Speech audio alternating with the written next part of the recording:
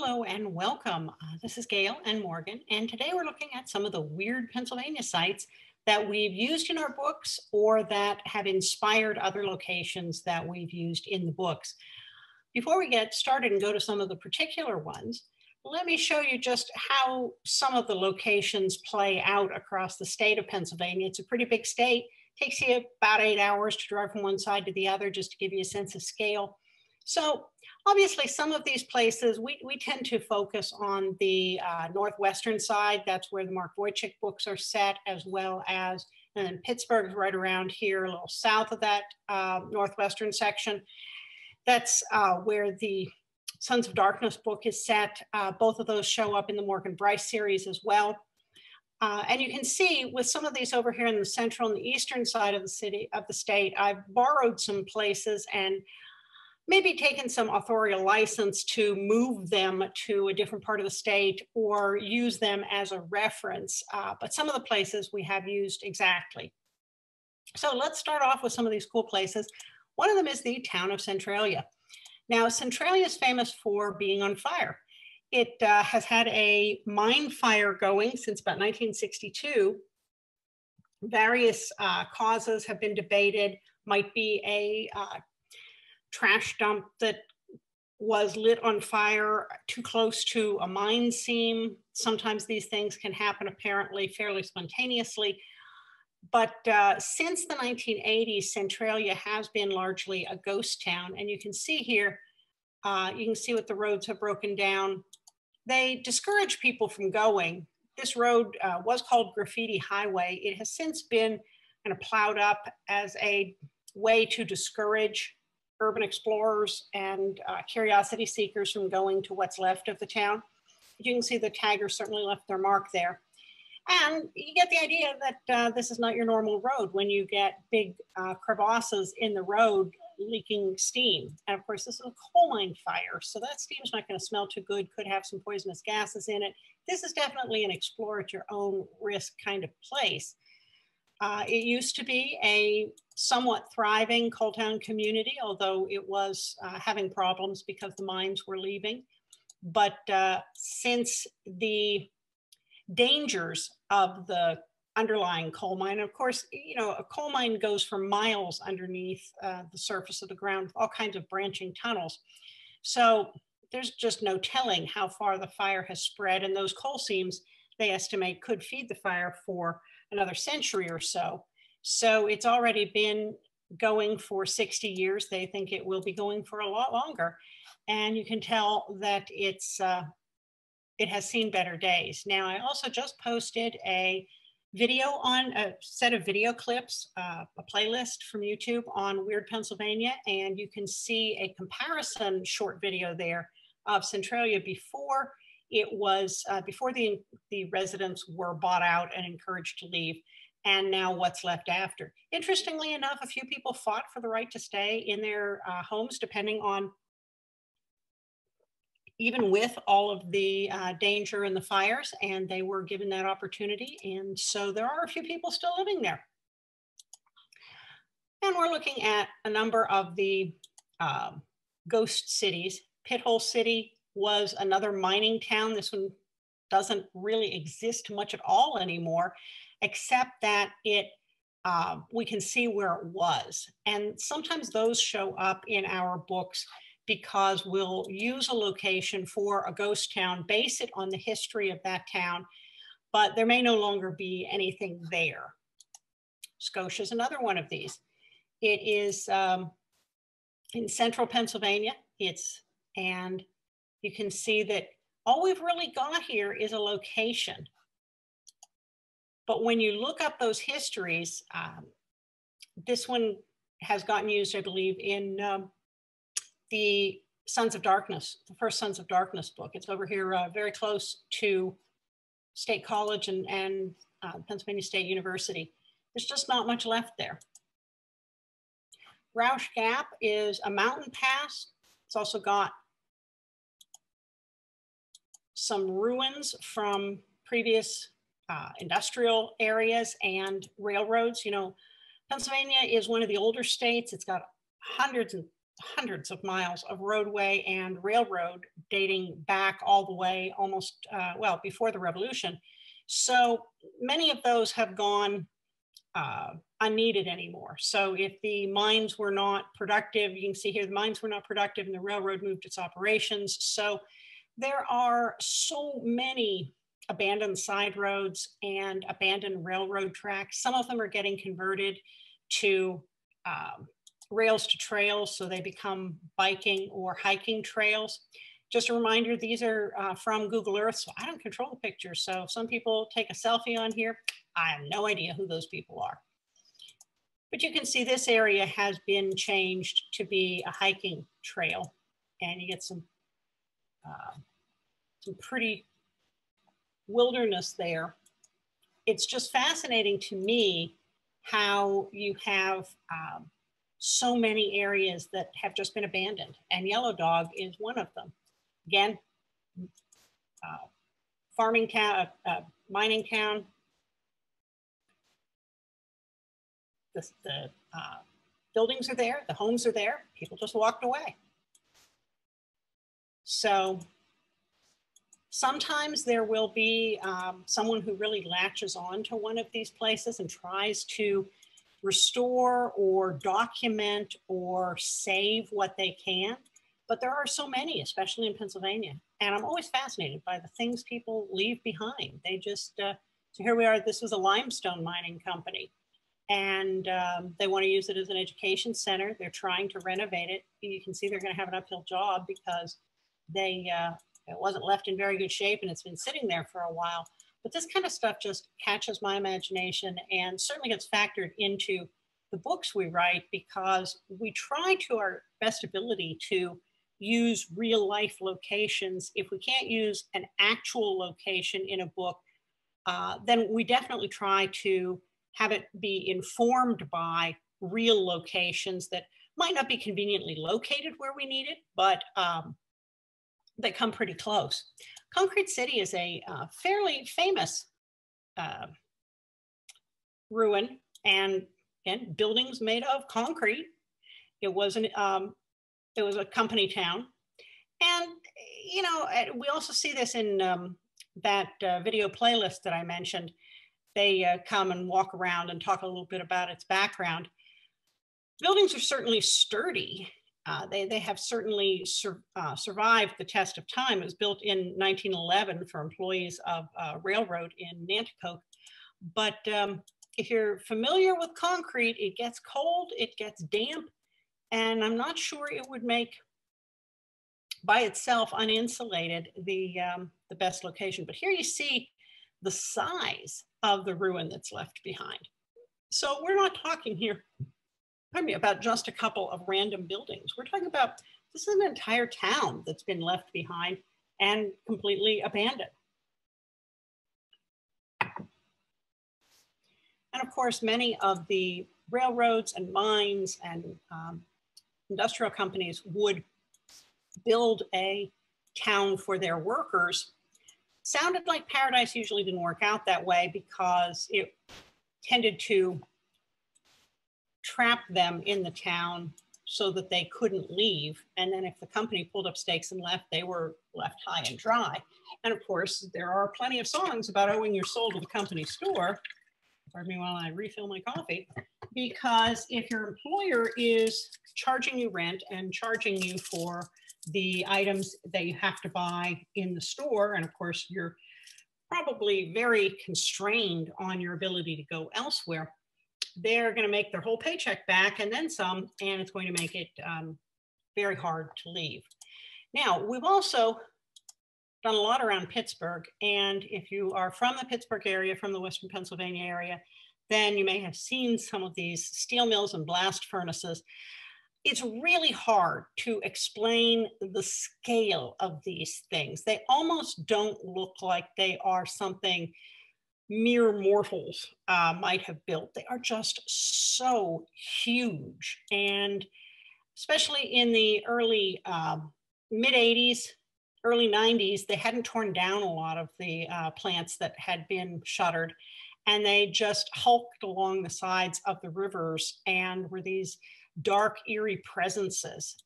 after that period, people started to realize that they were losing some of their heritage because Pittsburgh's built so much on its steel mill heritage. And they decided they didn't want all of them torn down. And so there's been a preservation push to save these so that they can explain what the steel history of Pittsburgh was to future generations.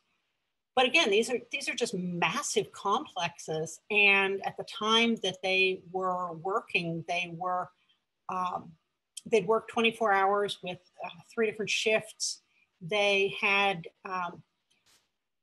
large chimneys to blow off some of the gases, and those gases would ignite. And so you'd have these chimneys with huge plumes of fire that you could see for miles at night.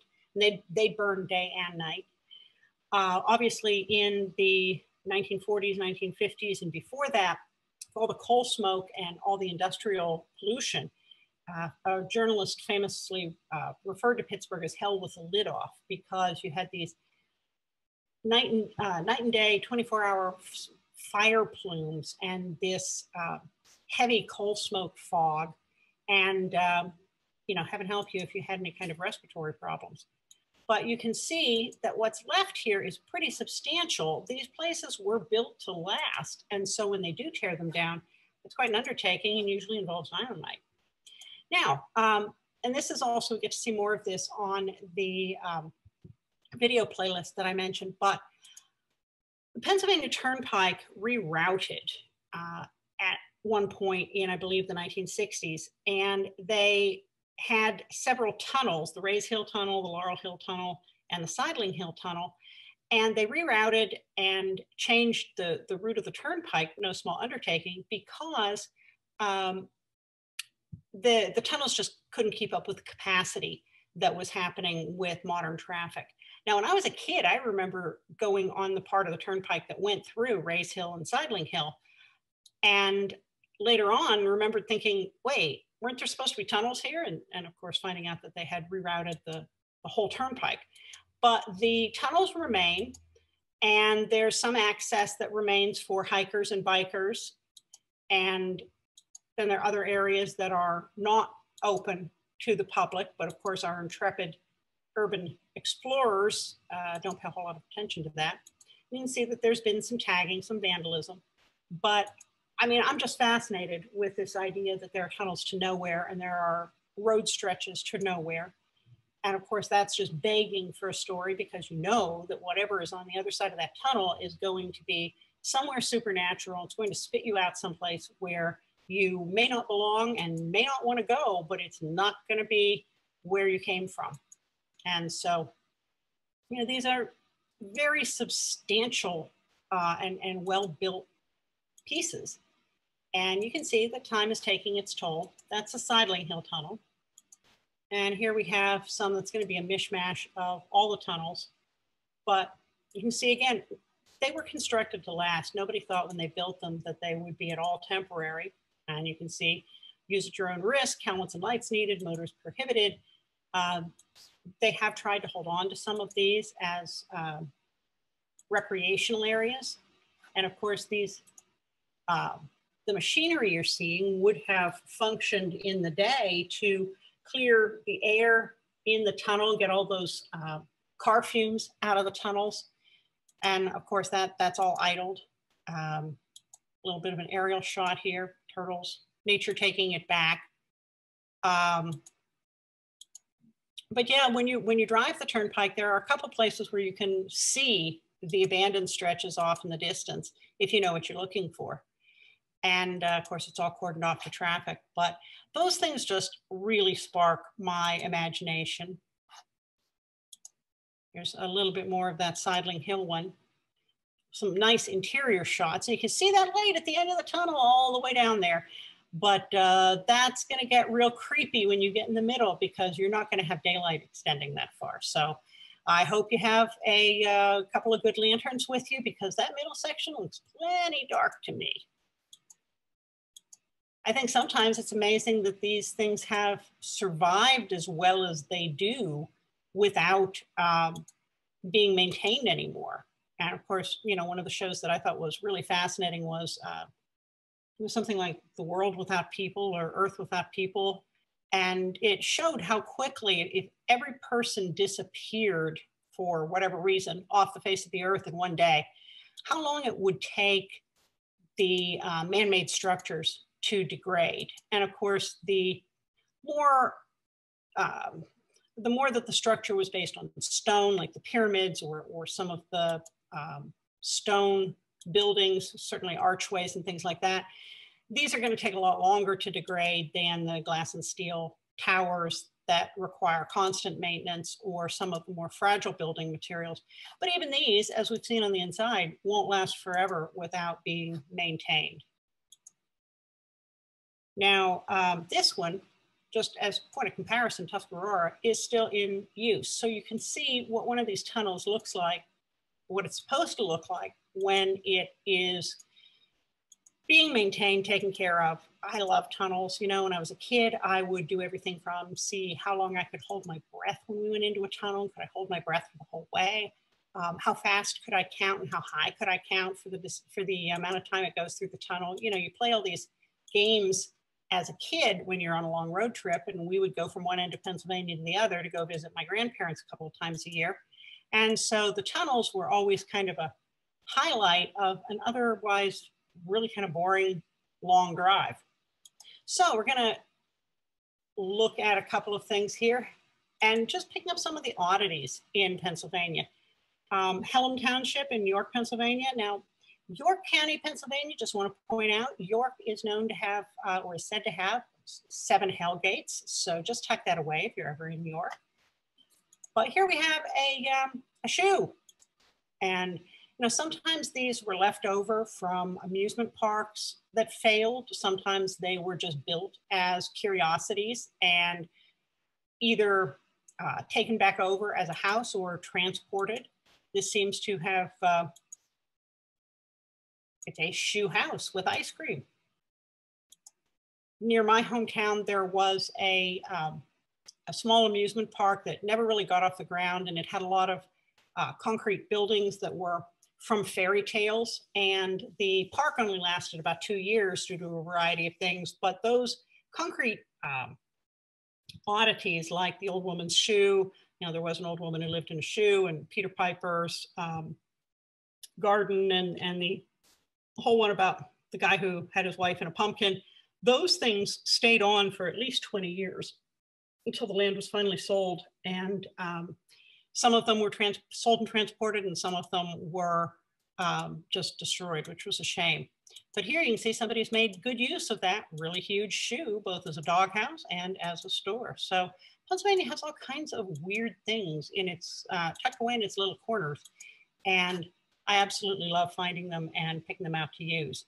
Now, the Kecksburg space acorn did get used in one of the Mark Wojcik books, and this is a town that claims to have had a UFO experience and has made bank on that. They have a UFO celebration every year where they welcome people to come talk about, come find everything UFO. And of course, there is UFO ice cream and UFO corn dogs and all kinds of things. But that acorn type thing is what the eyewitnesses claim the Kecksburg UFO looked like. And of course, UFO Festival. Little Green Men, what would we be without that? But this was used in one of the Spell, Salt, and Steel Mark Wojcik books. So it is a real location, and they do have a real festival and a real acorn. It doesn't look to me like it's gonna fly, but you know, who am I to debunk that? Livermore was also used in one of the Spell, Salt, and Steel books as well. This was a town that was on the Conemaugh River, and it was flooded to put in a dam. So there is a town underneath that dam, and this happens fairly often when the government takes eminent domain and decides that they need a flood control dam or they need a reservoir. And so when you get particularly low water levels, sometimes you can see what's left of some of the buildings. And in most cases, those buildings were raised before the, that's raised with a Z, before the waters flooded them. There are all kinds of urban legends about bell towers that will stick out of the water and ghost bells that will ring. And I love those stories. But when you chase them down, they usually do just turn out to be stories. However, it is very unnerving to see remnants of buildings when the water level gets really low. And sometimes there are cemeteries that were in the flooded areas that weren't relocated. So you've got bodies under there. And you can see here where the water level's low, some of the trees. In Livermore's case, the cemetery is on an embankment looking down over what is now the lake and what used to be the town. But sometimes there have also been problems with giving residents the access that they were promised to be able to go visit their ancestors in the cemetery. So these places don't come without conflict. And of course, that always makes things very interesting. This was definitely used in one of the Witchbane books. I have a thing for abandoned tunnels and terrible things happening in them. So Livermore was also used in one of those books. Now, Pennsylvania also has a history of all kinds of missile silos. And of course, this was because during the Cold War, they either wanted to protect the manufacturing capability in Pittsburgh, or they wanted to protect major cities like Harrisburg, the capital of Pennsylvania, or Philadelphia, another major city. And so they had bunkers for missile and missile silos all over, stashed away. Now, when you build these bunkers, they're built to withstand, you know, sometimes a direct bombing. So they aren't the easiest things to get rid of. And you can go wandering around in the woods and come upon some of these bunkers. As you can see, there used to be a town here. And in 1942, the government purchased the land and built an ordnance works. Now, what's an ordnance works? Well, it is it's a place where they build bombs and munitions. There's another place like this in Geneva, Pennsylvania, very close to where I'm from. And that was the Keystone Ordnance Works, where it was a TNT plant. And so you can see, you know, I just think this is the coolest and creepiest thing in the world. You're walking along in the woods and there's a doorway to nowhere or somewhere. And do you go in it? Would you go in it? Would you dare? I don't know whether I would, but I think it's really cool that other people do and share the pictures. Personally, I'm not really big on spiders and snakes, but I am fascinated by the fact that these things just exist out there. And some of them have been probably vandalized to be open. You know, that hole looks kind of creepy. I don't want to know what that stuff is down there. And you can see that where there may have been either buildings from the original village or some of the buildings from the government installation, those have not survived as well above ground. You know, here you go, looking on the inside.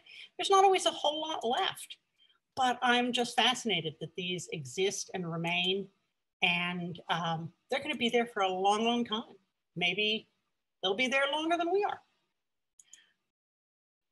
Now, Frick's Lock is another abandoned town. This is going to be more in the eastern side of Pennsylvania, an abandoned village. And, you know, usually, like we said earlier, the circumstances change. Sometimes if it is a town that depended on traffic, if new roads are built that take people away from the center of town, the town can't flourish, town doesn't get business, and so it closes up, people leave. Sometimes if it's reliant on a single type of industry, a mine or a railroad or a factory, and that factory stops, the people have no way to make a living, especially if the town is not convenient to anywhere else.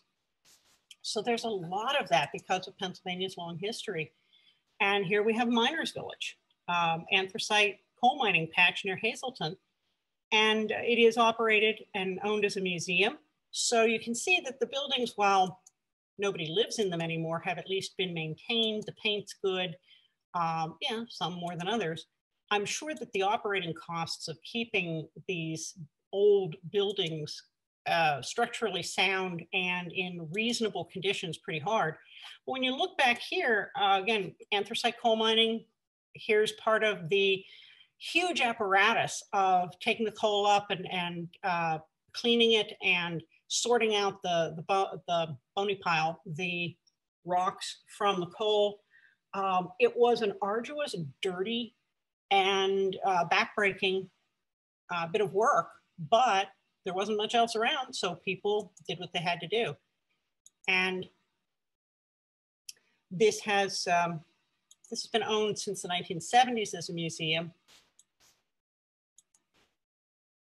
But you can see that the colliery operations declined by the 1950s, and some of the restoration was for a movie. So that also helps if they can pull in movie dollars.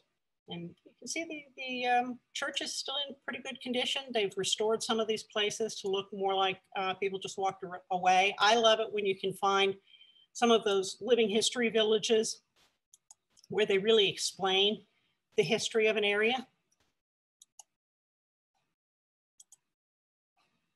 Now here we have cement kilns. And don't they kind of look like a medieval castle? I mean, you know, really, if you put a wall around that and joined them, you could have your own little mini castle. This is in Lehigh County, and they were built in the 1890s, and they were used for the production of cement. So, you know, when the industry leaves, it just walks away, and it leaves these massive ruins behind. So maybe they're not tombs for the pharaohs, but you know, these have not been used since 1904, so they're still standing over a century later. And again, you know, you look at those openings that lead off into the darkness, and part of you really wants to go find out what's going on there. And here you have some of the kilns. I'm going through this fairly quickly, but this will be a video on YouTube. This is a video on YouTube, so you can go back, and if you want to read any of those signs and see things in a little more detail, you are very welcome to do so. Here we have another tunnel. This is in Venango County. Once again, the road was rerouted, and so, or sometimes, you know, they changed the way the railroads were going. And here, the railroad followed the river, and it was moved back in the early 1900s. And so now it's gone back to nature. And you'll find a lot of these old railroad trestles that go nowhere. Some of them are sturdy enough, if they were built out of stone, to be changed into those rails to trails.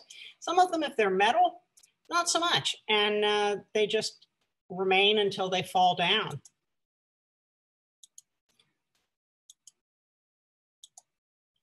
But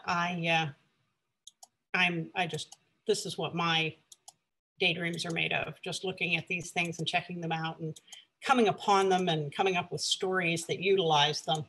I think that if you can find locations that have a basis in history, even if you have to tweak the real story, or in some cases relocate the site to where your story is being told, if you can still have that basis in history tied to a real place, I think it makes the story better.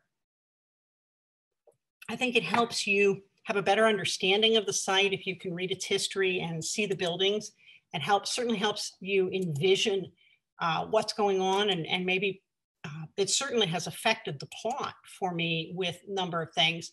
One, when we're creating it, because you'll come upon something and it is from the site's history, and the real world repeatedly comes up with cooler stuff than you can make up, and you find a way to work it into the story. Don't know that I'd walk up those steps, but hey, to each his own. Again, you're looking at a pulp and paper mill that is left behind, and it is nominally open to the public. Again, massive structure. Not always doing so well. Don't think I'd want to be on the floor up above there, but considering the size and the scope of the building, there's a lot left. And you can see here that it is gradually going back to nature. It's gradually being reclaimed. But man, there's so many stories you can tell about a ruin like that. Now, the Geneva Swamp is very close to where Larry and I grew up. And it is a natural swamp. It is, it's a dangerous place. It has a marshy underbottom. So when they put a stretch of I-79 across it, they never really found bottom. They had to put the pylons down deep enough that the pressure would hold them. So when you drive across that swamp, just think about that it's not really resting on anything. It's just hanging there, floating there. Why do I have it here? Well, it is close to that Keystone Ordnance Works. And also it is a place where Mark Wojcik fights a swamp monster in one of the first Spell, Salt, and Steels. Now, if you've been reading our stuff, you know that we use a lot of old abandoned hospitals and sanatoriums, and Pennsylvania serves up having a lot of them, and you know they're creepy as hell. But again, I'm always amazed at what's just left behind. There's a huge amount of waste, and maybe people can argue it would cost more to take things out at the time they left than to leave them there. But I just look at these things and think, wow, when you cleared out, those were in good condition, and they're just left. Obviously, with the razor wire, they don't want people visiting. And I'm not exactly sure how some intrepid explorer got in there to take these pictures. The building is still standing and not in great shape, but you know, again, these things were built to last, and there can be a lot of issues about how to take them down if they also have asbestos or lead. They can be so solid that they are expensive to detonate. And then, of course, there's the issue of toxic waste. If you detonate something that's full of asbestos and lead, what happens to all those things? So sometimes these are left standing while people figure out what's going on. Of course, the longer they are left standing, the less likely they are to be repurposed or reused. And sometimes the cost of doing that would be prohibitive because of the remediation involved. But again, I am just fascinated by the history of these places and the buildings and the stories that they could tell. Well, folks, we have reached the end of our Weird Pennsylvania tour. I hope you enjoyed it. And we'll be seeing you more in the group. There'll be a lot more books based on all these weird and freaky sites. So stay tuned, take care, and we'll see you online.